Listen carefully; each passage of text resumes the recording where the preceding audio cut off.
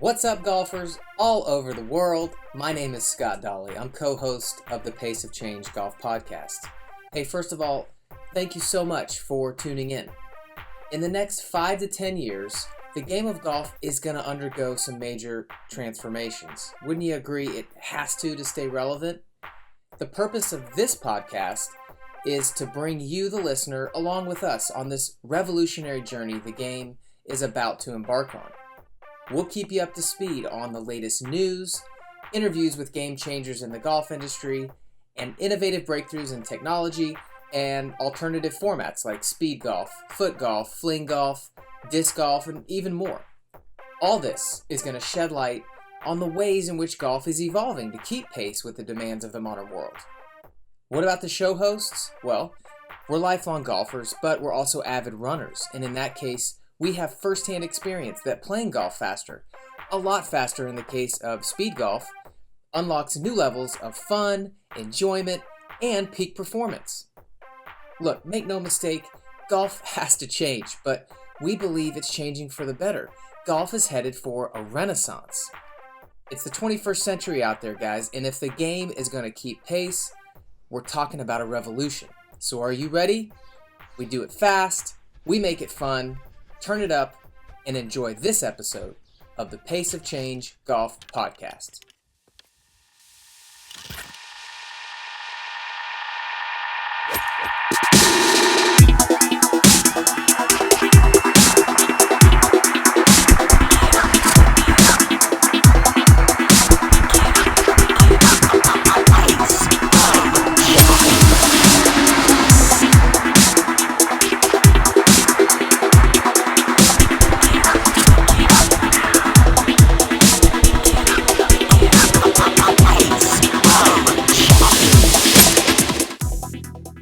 Hey everybody, this episode of the Pace of Change podcast is sponsored in part by Links Run. Now, can you guess what Runner's World rated as the number one surface to run on? Yeah, it's no surprise, of course. It's golf course fairways. The same fairways that are off limits to runners, unfortunately. You know, there were a record 18,000 timed foot races in the United States last year. Almost every one of them were on roads. Man, that hurts my back and my knees just to say that. I wonder how many ran past golf courses and wished they could be on the other side of that fence. Well, that's what Links Run is doing. They're making that a reality. Links Run is an innovative racing concept whose founders are passionate about running, but they're also passionate about growing the game of golf in the 21st century. So their vision is to build a bridge between two of the largest athletic communities in the world, golfers and runners, by hosting foot races on golf courses. Check out linksrun.com for more information, and if you'd like to see Links Run come to your city, fill out their request form on their website, or just sign up for their newsletter.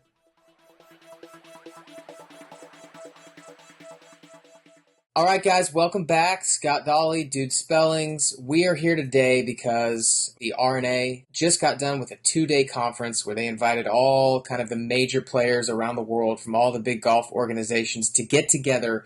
And they were there for 2 days at St. Andrews at the end of last month to examine the results, come up with some proposals about how they can begin to tackle the problem of pace of play. And again, we want to give you our opinion of how we are reading these results, how they compare to the USGA Symposium that they held last year, and how we think alternative forms of golf, things like speed golf and 2-hour golf, and even things like fling golf and foot golf can help towards picking up the pace of play. Dude, what do you got to say about this?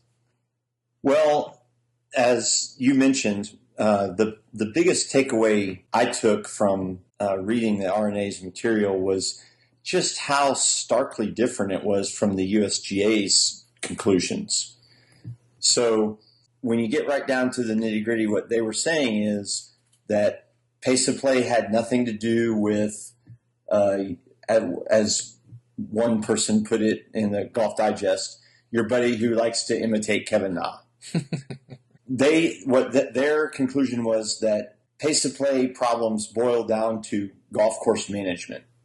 Things like tee times that are too close together, rough that's too demanding, hazards that are too demanding, golf courses that are too demanding. And in their opinion, all of these things conspire together to slow down the golfer. Well, now wait a second. So, dude, are you disagreeing with that?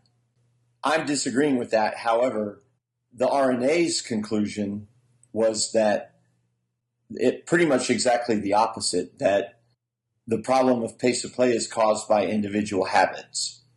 And so I just thought it was interesting that here you have the two major governing bodies of golf, one in Europe, one in the United States, come to different conclusions about what causes slow play. So, dude, what's the silver bullet here? I mean, what's going to solve the problem? I think what it boils down to is pace of play or slow play comes down to a dying of 1,000 paper cuts. So if I do something on a hole that takes an extra 30 seconds and each one of the other three people in my group do something that takes an extra 30 seconds, we've just slowed down that hole by 2 minutes and multiply that by 18. And now we're playing 36 minutes slower than we could have otherwise. Mm. So in my opinion, what it boils down to is being cognizant of what you're doing, where you are in the game, and always be ready to play, and be courteous and aware of that group behind you. That while you're fiddling around in your golf bag to pull out your favorite ball marker from Pebble Beach or whatever, and taking 30 seconds of time, that group behind you is waiting. Yes, it's only 30 seconds, but like I said, if you do it every hole, you individually by yourself caused everyone to play 10 minutes slower. I definitely agree. I mean, I think the USGA's findings in their symposium definitely play a role. I think that the height of the rough and the time between tee times and the tees that are played from, all these things obviously make a difference. I think they conspire together. At the same time, you've got the R&A survey, which has a lot more to do with kind of this personal responsibility and having more of an, individual's habits on the golf course causing a problem. I think all of that together does make a difference. But how do we tackle this thing? It's like, what's the lowest hanging fruit? I think it is that idea of individual responsibility. It's the idea of people picking up the pace themselves, deciding that they are going to play quicker instead of passing it off on, well, it's management's problem and I wish the tee times were further apart and, it's not my problem. I need somebody to solve it for me.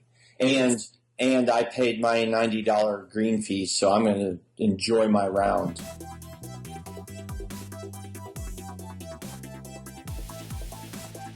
Well, look, let's dive a little bit into this R&A survey, and if we want to get into the symposium results, we can do that. But, folks, we will post all of the links to the latest articles on pace of play coming out from the media. We'll definitely post the website links to the webpage where you can download this pace of play global survey, as well as posting websites for the USGA Pace of Play Resource Center, which I think is so great, dude, that they have that, I wish I would have known about it before I was doing research for this podcast. I mean, they've got videos up there about how you can address pace of play all the way from tee to green, even before that, when you arrive at the golf course.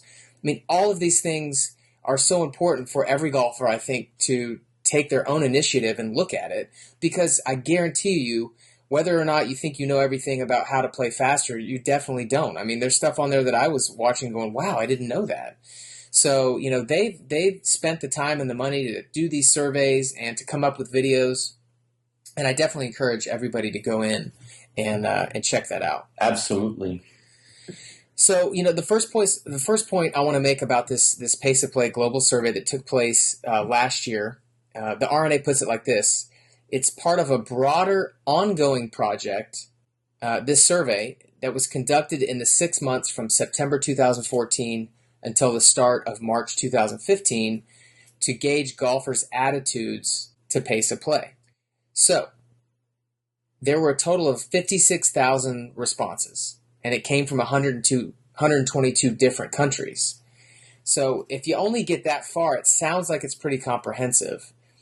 But when you look further at the data, and I think this is kind of the point I want to make before we jump into some of these findings, there were 122 countries, but a majority of these responses, over 50%, came from Europe, which would be Great Britain and Ireland, and Central Europe.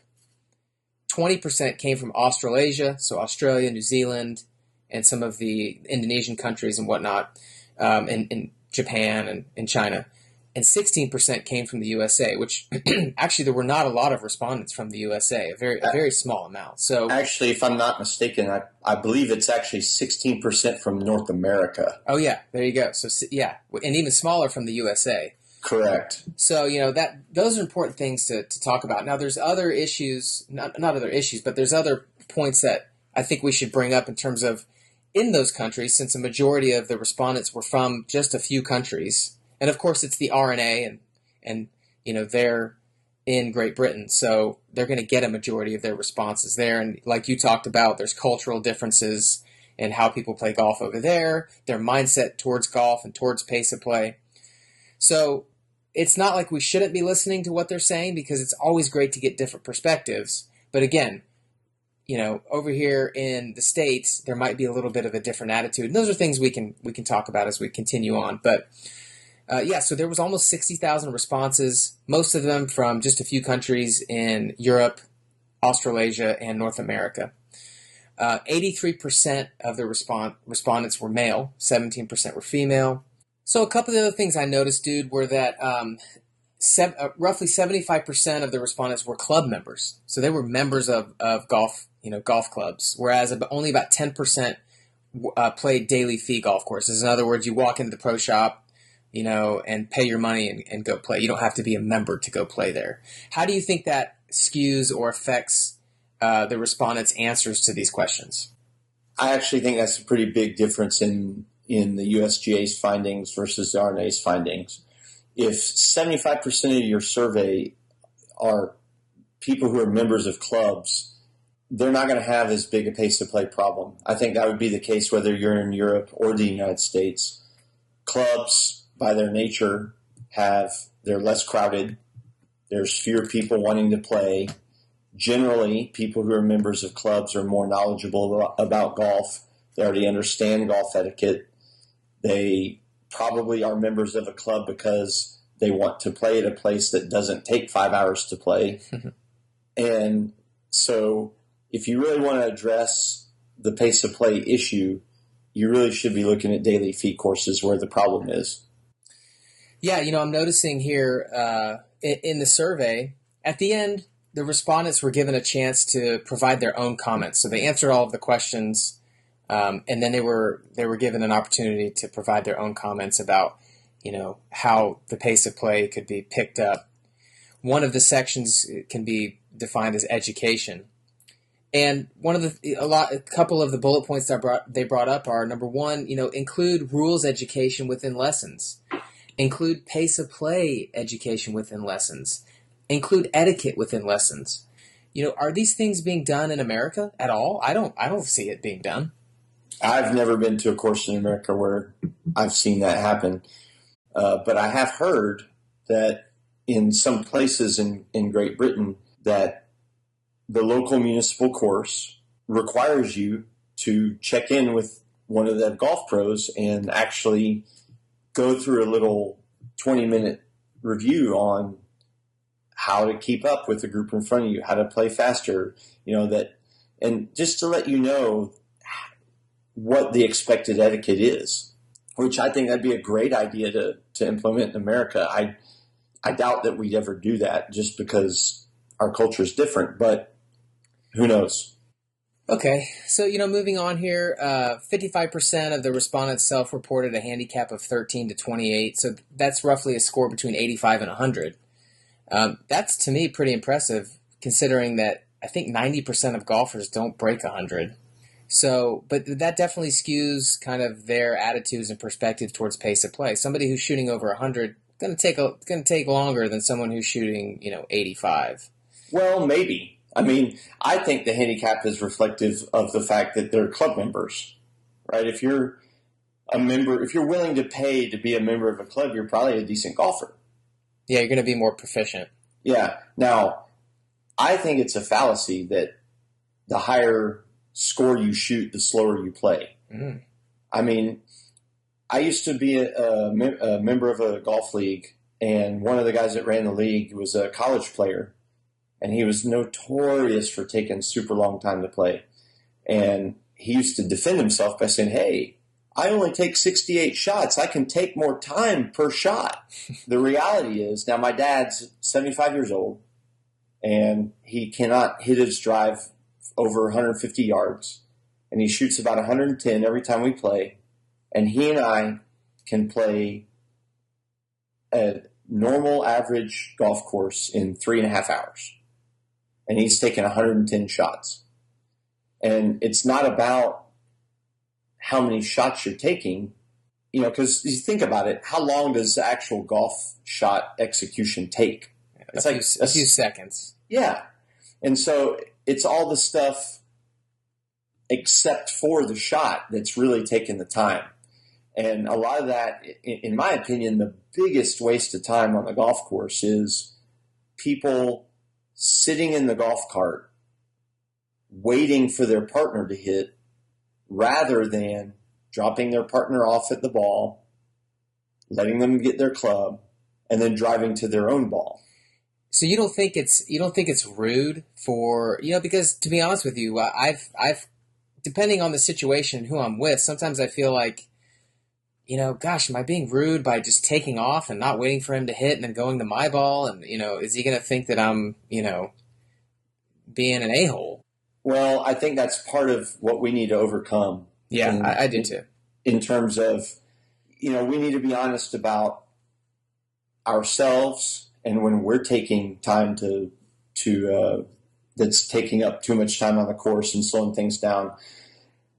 But the harder thing is we also need to be honest about people in our group that are taking up too much time and being willing to confront them and say, hey, everyone else has been ready to hit. I see this happen on the green a lot, right? The guy who everyone's checking out their putt, looking at their putt, looking at all the angles. The guy that's furthest away hits.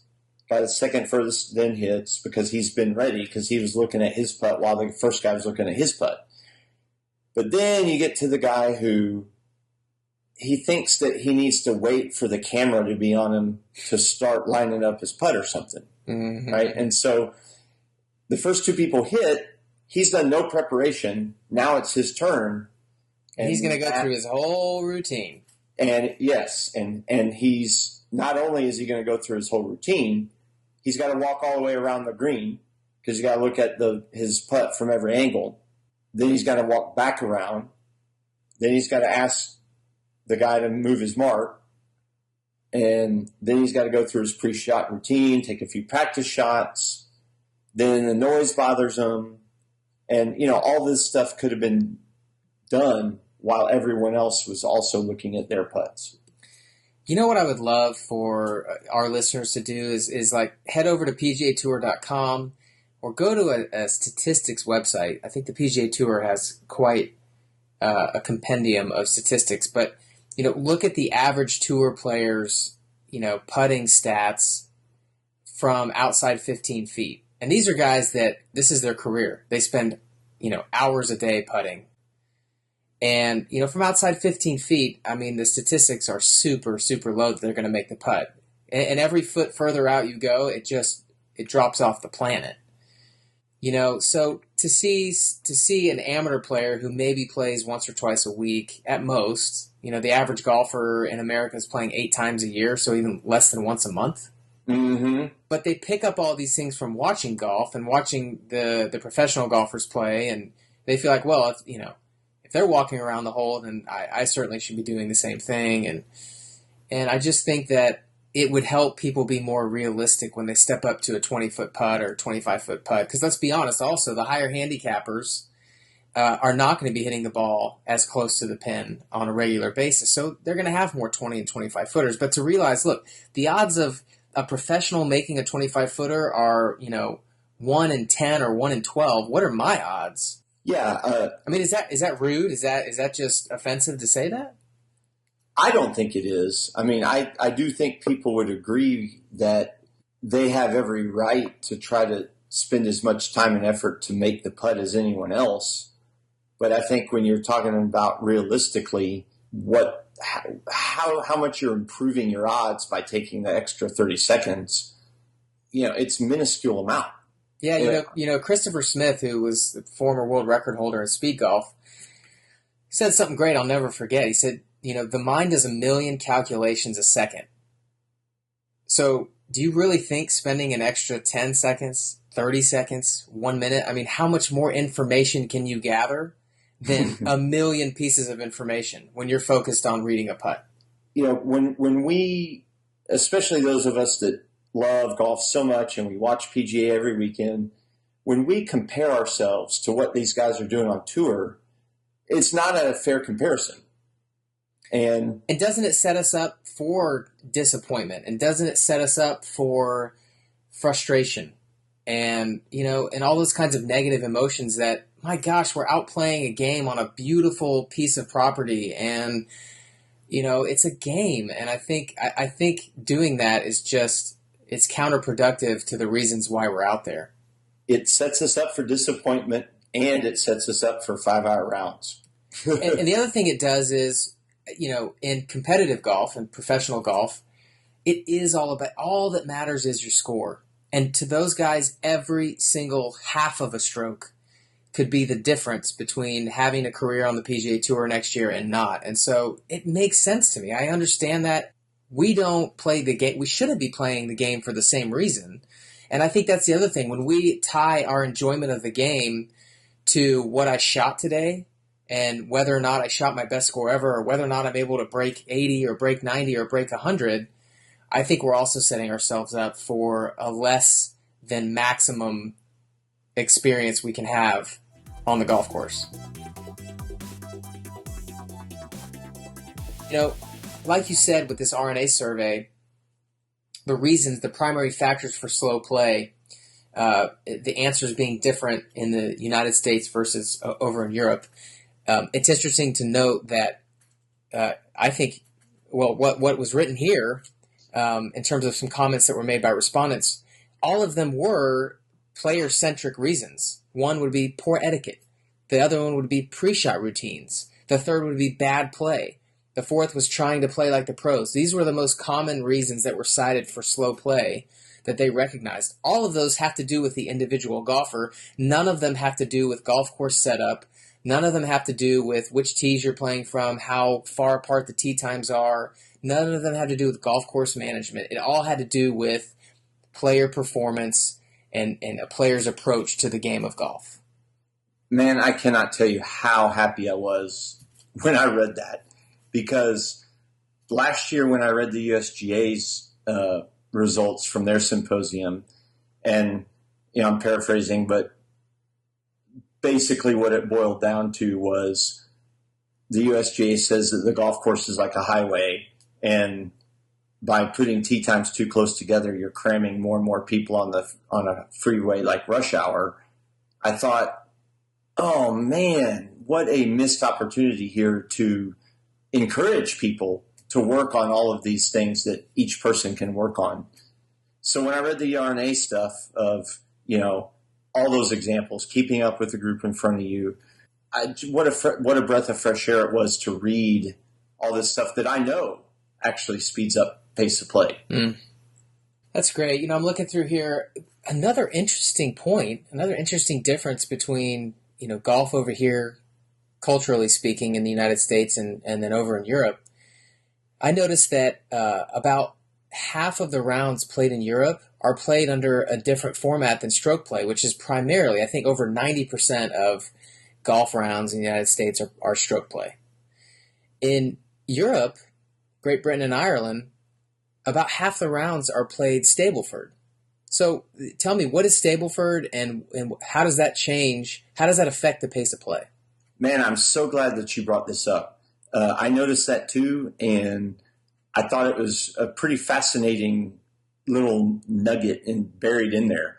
So Stableford is a point system where instead of scoring by the number of strokes, you get points based on your score relative to par on the hole. So if you get a par, you get a point. If you get a birdie, you get 2 points, an eagle 4 points, and a bogey 0 points, and double bogey -1 point. So you're looking to get positive points instead of being 1 under par if you make a birdie. You're going to get 2 positive points. Right. And normally, I think where this really hits the pace of play issue is most Stableford systems have a max, right? So double bogey max. That's the worst you can do. You're going to get -1 point or -2 points or whatever the scale is. That's what you're going to get for a double bogey, triple bogey, quadruple bogey, all of it, anything above double. So what that does is it sort of relaxes things, first of all, makes people have a little bit more fun time, because I think everybody would agree, if you have a blow-up hole and you hit one out of bounds and then you hit one in a hazard and then you take another shot and it takes you 2 or 3 to get out of the hazard, now you're laying 5, one more shot on a par 4 and you just pick up in Stableford. It's less demoralizing, a little bit more fun, easier to put the hole behind you. It doesn't ruin your entire round, and it's faster. Yeah, and I went out and played speed golf this morning and had a first-time speed golfer out there. And I just, before we teed off, this guy was so excited. And he was, he's almost giddy. And he looked a little nervous. And he'd never done it before. And he just said, man, I don't know how this is going to go, but we're going to go fast, And it just reminded me of, when I first started playing golf and the excitement that I felt. And as golfers, I think we limit ourselves. And maybe that's just in the U.S. because obviously over in Europe they're playing different formats. But man, when we just stick to one format and we play the same tees and we play the same golf ball, we play the same set of 14 or more clubs now these days, going out and playing for fun.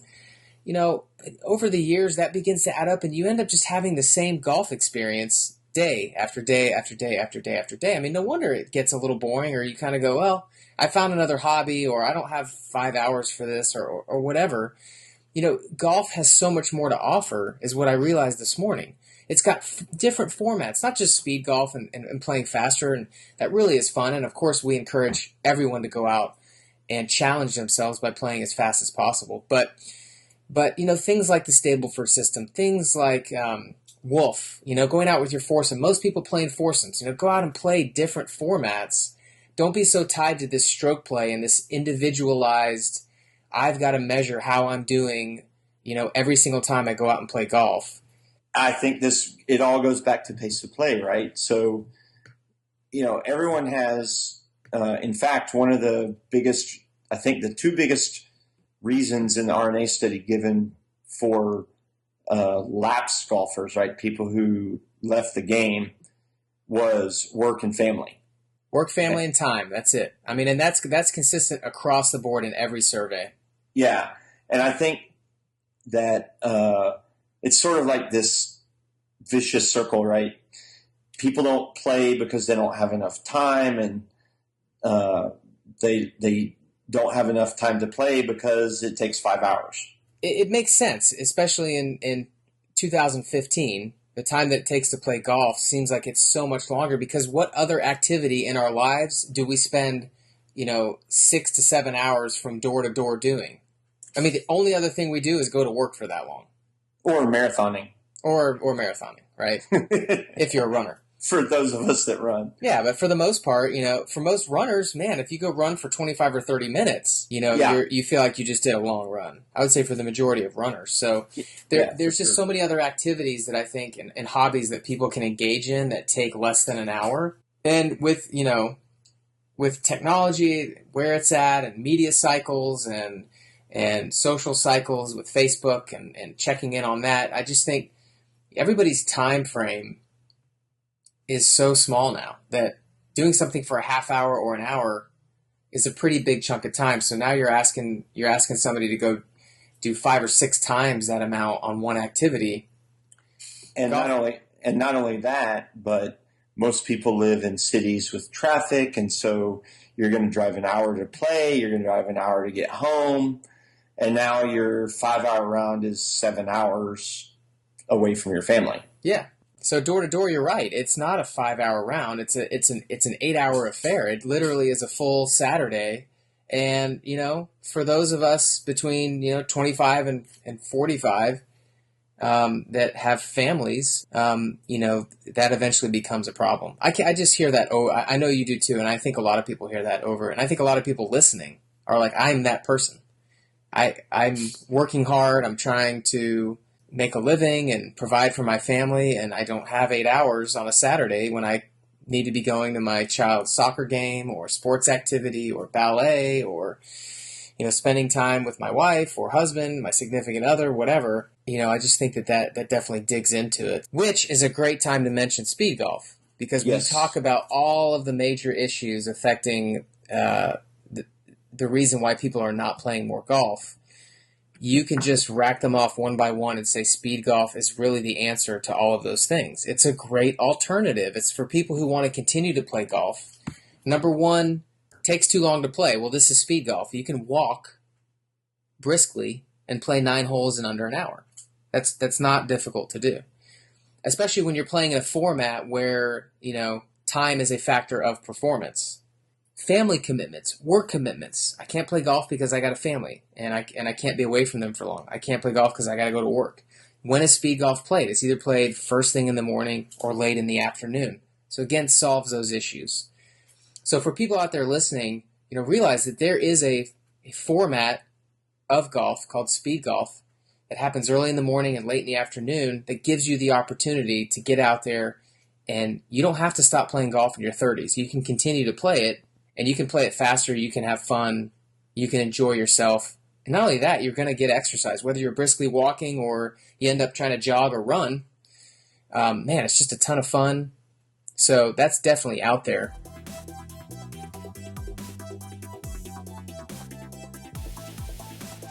There's no penalty involved with being slow, and that's one of the things that over in Europe they're talking about getting real serious about, is starting to not only impose fines on professional golfers, but to begin to,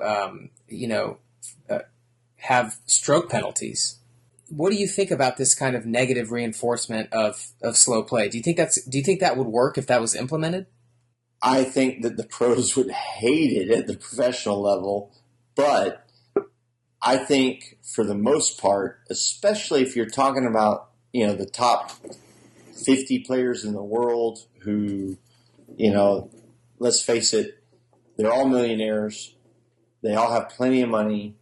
If you're going to fine these guys $10,000 for playing too slowly, and they believe that they need to play slowly in order to win the tournament and win FedEx points and increase their world ranking, which is then going to increase their sponsorships. $10,000, they don't care. Mm-hmm. They exactly. do not care. Now, if you're going to penalize these guys 2 strokes, now all of a sudden that means something, because all those things I just named, the FedEx points, the world rankings, all of that is super jeopardized by 2 strokes in an event. There was an issue with Jordan Spieth earlier this year at the British Open where he and Sergio Garcia were tagged on the front 9 for slow play. And on the 9th tee or the 10th tee, the ref came up and said, look, Sergio, you've worked on picking up your pace. Jordan, you haven't done a thing about it, so you're on the clock. And he went out and birdied 10, 11, and 12 and went over to the same guy, the rules official, and said, hey, man, I just want to thank you for telling me to speed up. I was really struggling today, and that really helped me out. And that's an interesting point, there is this concern, which the RNA again has mentioned, which is, man, the last thing we want to do, our greatest fear is affecting someone's golf score. But yet we have this evidence on the other side with Jordan Spieth, and it's anecdotal, it's one story.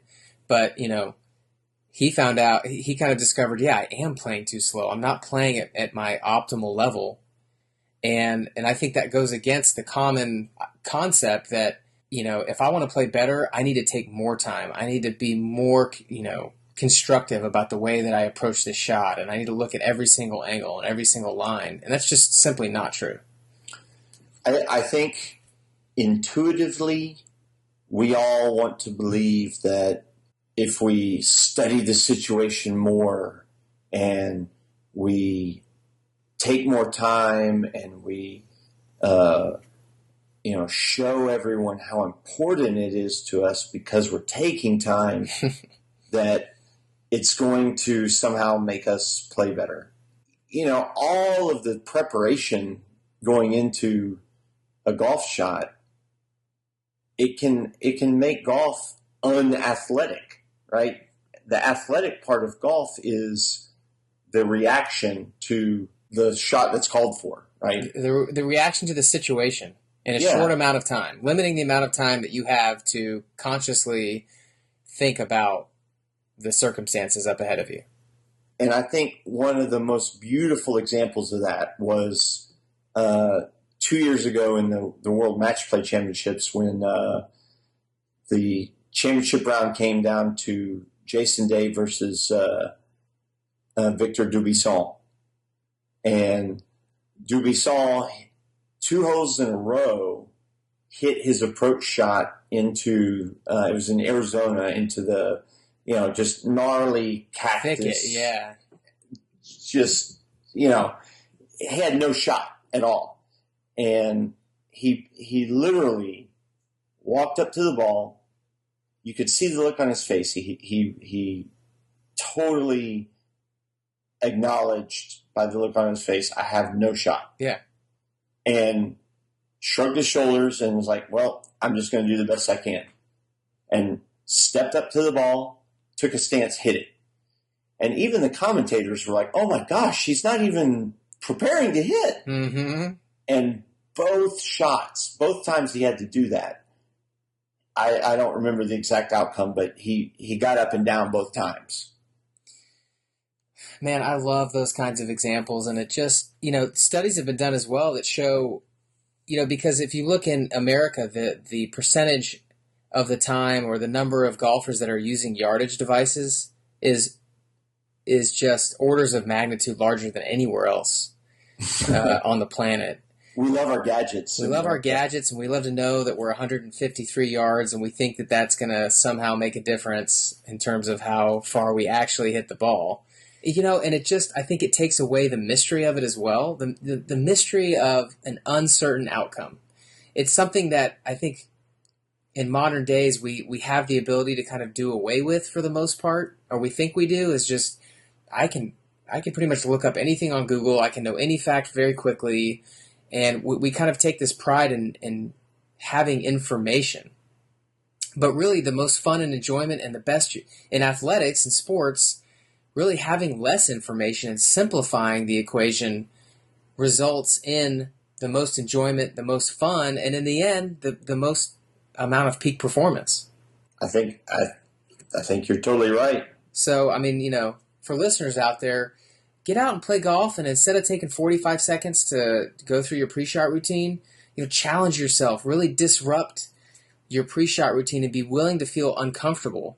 You may hit your first couple of shots fat, but if you stick with it, I think what most people will find is that over time, and I'm not just, I guess I can say I think that, but I have too much experience watching first-time speed golfers come out and play speed golf and then play again and play again.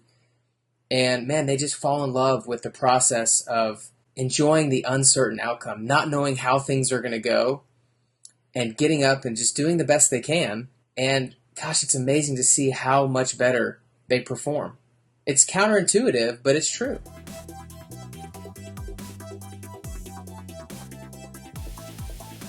So, dude, man, I've had a blast talking about this, and I think that, just beyond anecdotal evidence, and people with common sense, golfers with common sense realizing, there is a pace of play issue. I just want to stress, how can you personally take responsibility over your own golf game? Not because it's, something that's necessary or there's some sort of self-sacrifice that needs to happen for the sake of the game, which is true. But I don't think it needs to be approached that way. I think it needs to be approached in the vein of, hey, I believe that there's an opportunity for me to have more fun, to enjoy the game more, to play more often, if I can pick up my pace of play. So how do I do that? I really want to encourage people to look at the results and the suggestions in the RNA survey. I think that those results are right on target. Encourage people to take their own initiative to speed up their own pace of play. And, things like be conscious of, keep your head in the game. Be conscious of where your playing competitors are. Play ready golf. Don't wait for the person furthest from the hole to hit. Mark the scorecard at the next tee. All of these things, like I said in the beginning, 30 seconds per person per hole on a foursome is 36 minutes. So everyone, what can you do personally to take 30 seconds less time per hole?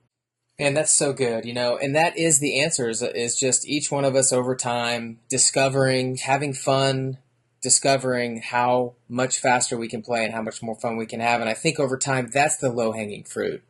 It's kind of like getting into that whole, like, man, if you want to change the world, like, just start with yourself, And I think that's what we want to stress on this podcast, is that everybody has the power to go out and experiment and have fun and to figure out kind of what pace is best for them. And with the work that we're doing down here with Speed Golf Texas, and really trying to extend that beyond just Texas to the United States and internationally, is creating opportunities at golf courses, at daily fee golf courses and whatnot, for people to have the opportunity at certain times of the day and certain days of the week to go out and do these experiments, to go out and walk 9 holes and see how long that takes, and to go out and walk 18 holes, see if they can get it done in 2.5 hours. It's going to happen early in the morning, but we want to provide these opportunities so that if it becomes popular, it's something that can be expanded on. And there's a huge range between, the guys that are sprinting around the golf course, the speed golfers playing in 45 minutes or an hour, between that and the 4.5-hour round, and I think that all of those times, the 2-hour rounds, the 2.5-hour rounds, the 3-hour rounds, all that stuff needs to be explored. And so just like anything else, if more people are demanding that, the supply is going to be there. It's, golf courses are going to find a way. And so it's just going to take us one at a time, coming around to that realization and going out and experimenting and having fun. And these are things that I think if that begins to happen, we can begin to shift golf, and we can see more people playing. We can see the enjoyment go up, and, and the future can be bright for golf. And dude, you and I believe that. Awesome. All right, man.